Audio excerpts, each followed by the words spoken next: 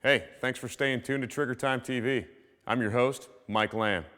In the next segment, Greg Lappin and Destin Mounts of VATA Group are going to talk to us about operating our weapons and running guns around vehicles. Hey guys, Greg and Destin here. We're back out on the range. We've got Destin's hoopty behind us. So we've been talking about some myths of cover, using vehicles as cover, and what Hollywood shows, what they don't show, and realistically how good vehicles are for cover. So we're going to prove it to you now. You can sit there on your couch, drink your frosty cold one, and watch this, and we're going to show you, do the rounds go through? Do they penetrate? We've got targets set up on the other side. Inherently, vehicles are not very good cover, and you've heard us mention that before. They are bullet magnets. If you're stuck inside a vehicle, if you're locked in, you maybe barricaded in something, someone pinned you in somewhere and you can't drive off, they become a coffin real quick. So you need to know how to get out of it in a hurry. You also need to know how to use it for a cover to the best of your advantage until you can find more definitive cover to move to, because there are certain places within a vehicle that are better than others, will afford you a little bit more protection than others. Des and I did a lot of operating overseas where we were working in armored vehicles, and it's the same thing with armored vehicles. Yeah, they're armored, but they're only armored for a certain amount of time, and depending on the weapon system, armor does deteriorate, cover does deteriorate. Destin and I both have certain situations where we've been shot at in our armored vehicles and seen what happens to that armor. Yeah, that armor is only good depending on what kind of defensive ammo is being used against you, and like Greg's saying, distance and the amount of rounds.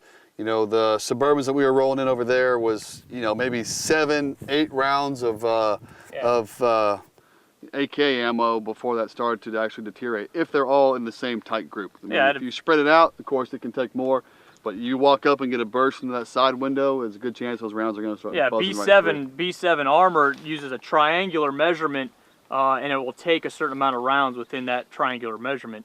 But same thing. I had a PKM burst of machine gun fire in one of my vehicles, and luckily it didn't burn through. When I got home, I was able to stick my knife right through it. So one more round would have probably burned through. So even with armored vehicles, you have to don't get locked down and just get shot up thinking you're an armored vehicle and you're safe. So we're going to go ahead. We're going to shoot this with the Troy 5.56 carbine, and Destin's going to shoot it with his 9mm Glock. And we're going to shoot, we've got targets set up. We're going to shoot them in a couple specific pinpoint places to let you see what kind of works, what kind of doesn't work, and we'll talk about it. All right, let's go ahead and go hot. Eyes and ears? Eyes and ears. So I'm going hot on the engine compartment first. All right, using that engine for cover, all that stuff in there. All right, and we'll see if anything makes it through to that bad guy on the other side. Destin's going to go ahead. He's going to engage the target through the driver's door.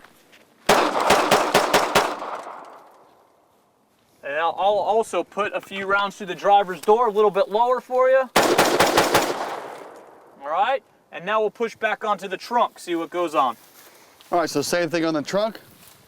Put a few rounds through it.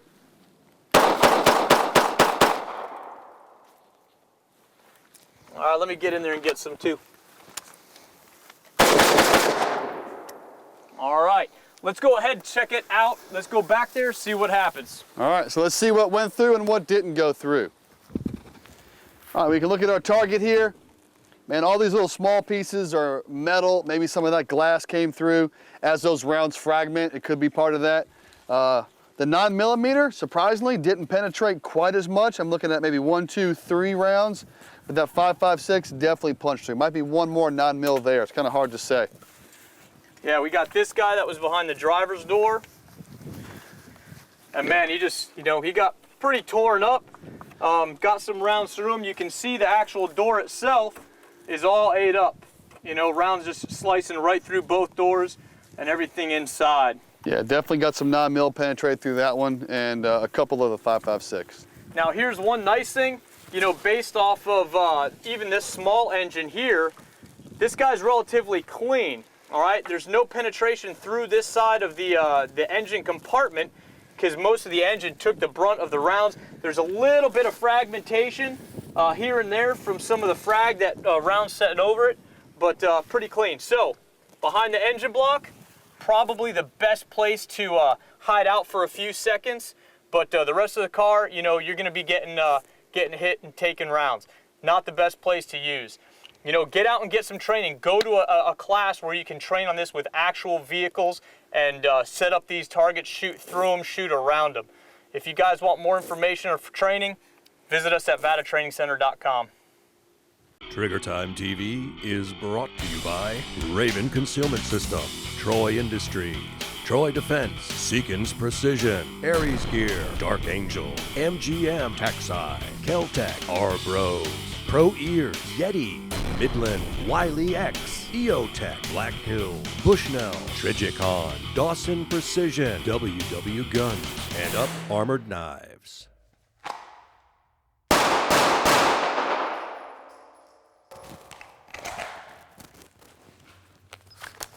Thanks for tuning in to Trigger Time.